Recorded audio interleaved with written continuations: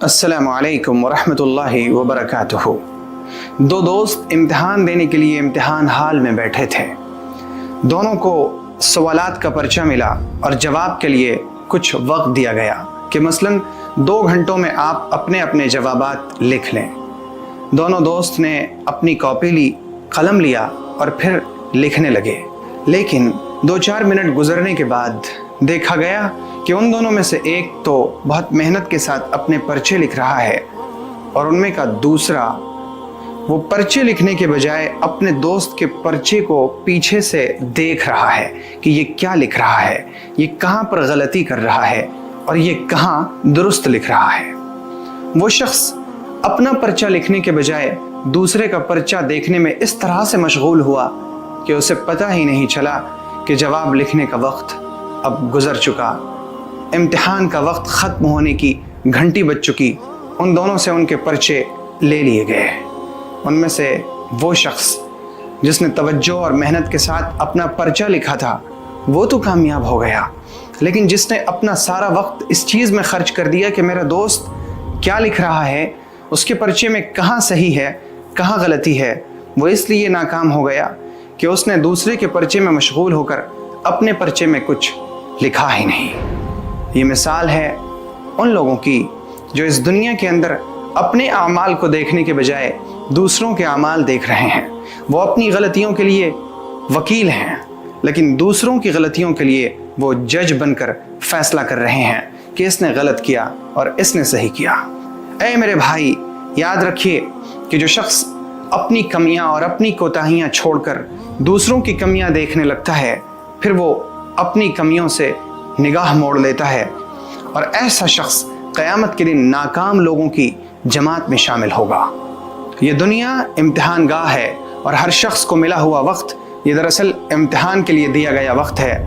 हम में से हर शख्स अपने अपने पर्चे लिख रहा है। कोशिश हो कि हम अपने पर्चे को देखें कि हम क्या लिख रहे हैं, दूसरों के पर्चे पर हमारी नज़र न हो। अल्लाह रब्बुल इज़्ज़त ने फरमाया है, वला तजस्ससू, एक दूसरे के पीछे न पड़ो, तजस्सुस न करो, दूसरे के पीछे न लगो, जासूसी न करो।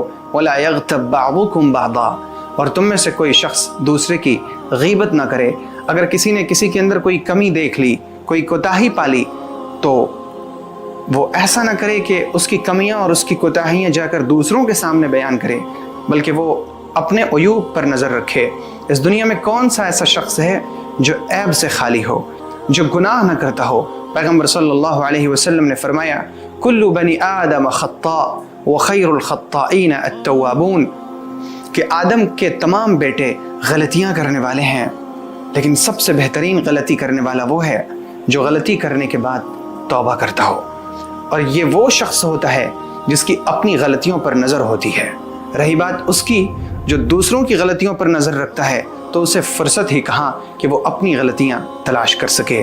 गैर की आँखों का तिनका तुझको आता है नज़र, देख गाफिल अपनी आँखों का ज़रा शहतीर भी। कोशिश हो कि अपने अयूब पर, अपनी गलतियों पर, अपनी खामियों पर, अपनी कोताहियों पर नज़र हो, ताकि इस तरह से हम अपने आप की इस्लाह कर सकें। और जब हम दूसरों की इस्लाह की फ़िक्र करेंगे तो ये चीज़ हमारे हक़ में इस कदर नुकसानदेह होगी कि हम अपने आप को ऐबों से खाली करने के बजाय दूसरों को ही ऐबों से खाली करने की फ़िक्र में लग जाएंगे। इस तरह से दूसरों की नफ़रत हमारे दिल के अंदर जम जाएगी और हम अपनी इस्लाह से गाफिल हो जाएंगे। और फिर ये भी तो याद रखने की ज़रूरत है कि अल्लाह रब्बुल इज़्ज़त फरमा चुका है, या अय्युहल्लज़ीना आमनू अलैकुम अनफुसकुम, ए लोगो, ए ईमान वालो, अपनी फ़िक्र करो। ला यदुर्रुकुम मन ضل इज़ा इह्तदैतुम, अगर तुम हिदायत पर हो तो दूसरों की गुमराही से तुम्हें नुकसान नहीं पहुंच सकता।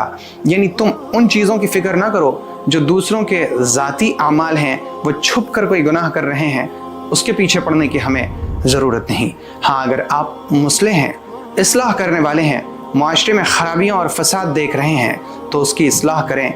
उदउ इला सबील रब्बिका बिल हिकमति वल मौइज़तिल हसना, हिकमत और अच्छी नसीहत के साथ। लेकिन इसके बावजूद दूसरों की गलतियों के पीछे पड़ जाना कि वो अपने पर्चे में क्या लिख रहा है, ये अक्लमंदी नहीं बल्कि ये नादानी और हमाकत है। अल्लाह हमें इससे बचाए और अपने अयूब पर नज़र रखने की तौफीक अता फरमाए। आप अल्लाह की अमान में रहें। السلام علیکم ورحمۃ اللہ وبرکاتہ.